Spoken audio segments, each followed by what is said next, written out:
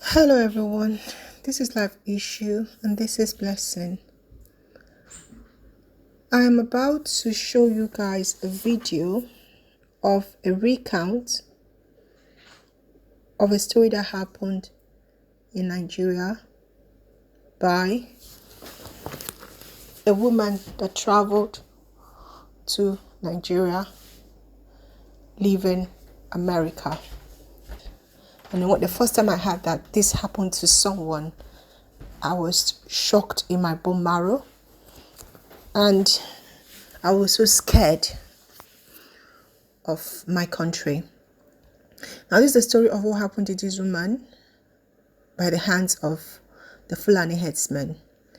I'm not going to be the one to tell the story. We're going to watch her as she tells her story. This video is very, very heartbroken, and it was sent to me by someone. It's been going viral, and I just listened to this story, and I'll come back and I'll talk about it. The driver felt the wagon's tires rupture and decided to park the car with the hope of changing the tires. It was like a film. In a GC, motley crowd of armed men in military uniform came out of the bush. They fired at the boot of the car. Ahead of us, 5 of them came out of the bush. Another 2 came from the rear. My daughter screamed, "Mommy, Daddy, what's going on?" There was no time to say a word. They marched us through into the bush, firing into the sky. They hit me on my chest, hit my daughter on her head.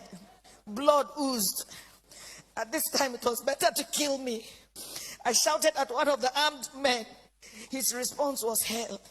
He went straight for my private part, tore my dress with his gun. The others ripped my dresses. I was left with my undies. My husband and my daughter started crying. 2 of them dug their teeth into my breasts. While attending a secondary school in Adamawa, I had lived with some Fulani, so I understood a few Fulani words.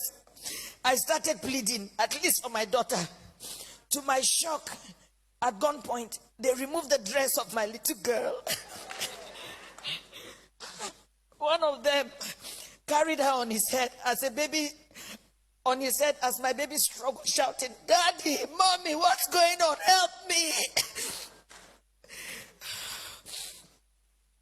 I could not help myself. We marched for 9 hours. I was half naked. My daughter was totally naked. Her tears was like a stream of blood on her cheeks. Our phones had been seized. We ended up in an ungoverned region in the thick of the forest. We met a well-organized group. There were some kidnapped victims. I saw 2 women, 2 ladies and 3 men. There were some people with their legs chained to trees. They were as if half dead. We were separated. I was separated from my husband. My daughter was taken away. I only heard her screaming intermittently. I did not know what they were doing to her. These men, now about 2 dozen, had a full kitchen. They had a huge camp and a traditional medical team. How can they say they don't know where these people are? How can they say that? But the camps appeared isolated from each other. We heard noises afar, indicating it might be nuclear settlements of camps. Right in my presence, I saw them pack the remains of a woman. They took her and buried her a few meters away from us. She had tribal marks. I cannot describe the agony of 6 days in captivity in this little piece. I cannot talk about how they asked my husband to choose between myself being raped or his daughter being raped. My husband broke down in uncontrollable tears. One of them hit him saying, "Yoruba bastard, you dey cry, idiot." They now gave him an option that he should be raped by one homosexual among them. My husband, a devout Muslim. My husband is a devout Muslim. He told them that homosexual and rape of any kind was against Islam. They hit him with the butt of AK-47. What do you know about Islam? You can imagine, you are being asked to choose between being raped by a homosexual, your daughter just 9 years old, or your wife being raped. They gave the fourth option. If you fail to choose one, we would rape your daughter, rape you, the man, and rape me, the wife. I made myself the sacrificial lamb. My husband begged, saying they should name any price. One of them asked him to bend down. 3 beastly criminals sat on his back, jumping until he was too weak to stand.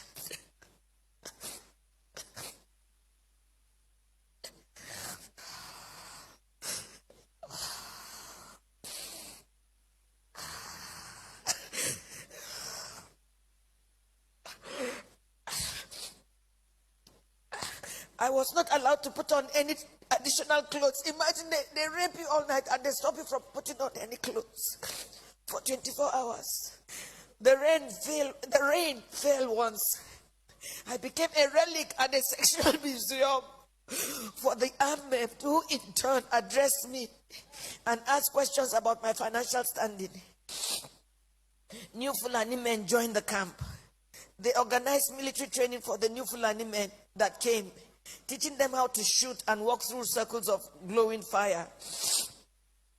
They were not released until after 6 days. We were not released until after 6 days. We had to walk the same zigzag journey back to the main road, our eyes blindfolded.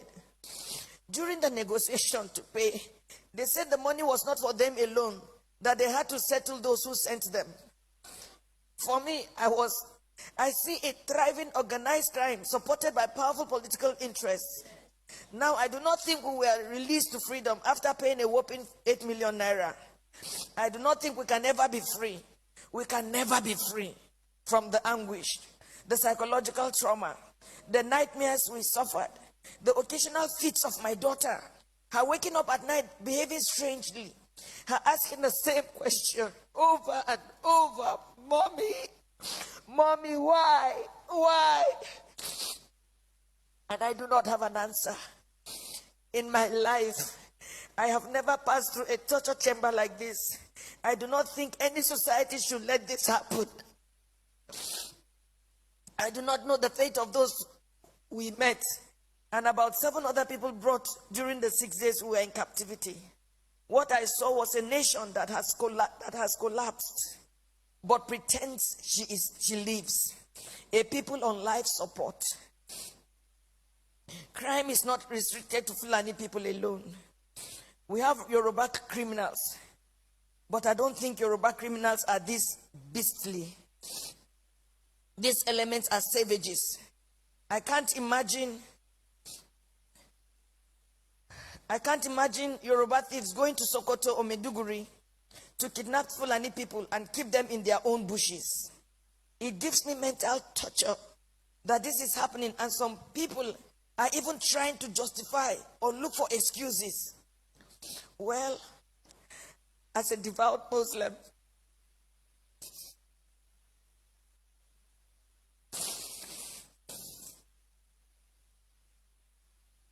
myself and my family have taken solace in Allah.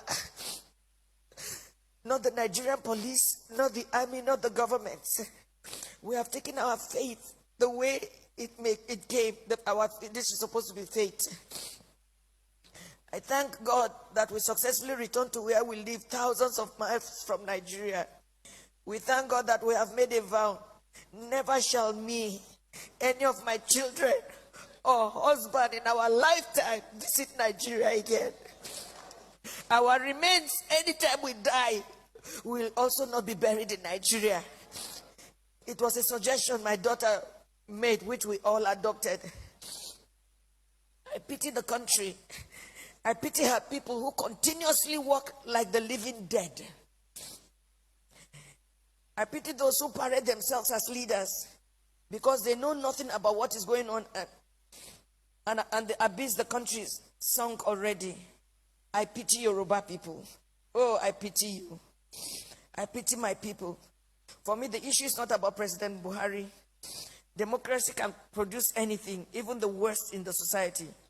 What I worry about is the conspiracy of silence by the people themselves, the ignorance, the treachery, and the illusion that one day things will get better through another election. Since I was born in Nigeria, each year had led from bad to worse and on and on. I do not have a solution to what is going on, but I think very soon hell will let loose upon the earth as long as there is no law and order and anarchy and the rule of brutes in the order of the day. Once again, there can never be anything more comforting than my husband, who saw what I went through, but was able to encourage me, and even encourage me to write this little piece after months of agony and sociological imbalance. Good night, Nigerians. Thank you so much for listening to that story. I don't think there's anything else I need to add to this story. She has said her story. The point is, this happened to a Muslim. She is a Muslim. So Fulani Herdmen is not about Christianity, it's not about Muslim. These people are brutal, okay?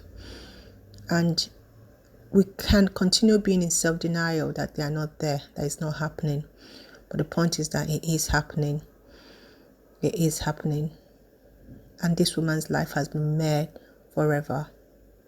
Her picture of her hometown, her country, is totally changed. We need to find out how to solve this problem. As you can see, it is her story.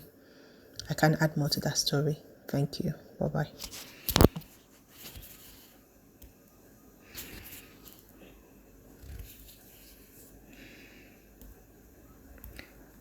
Do you guys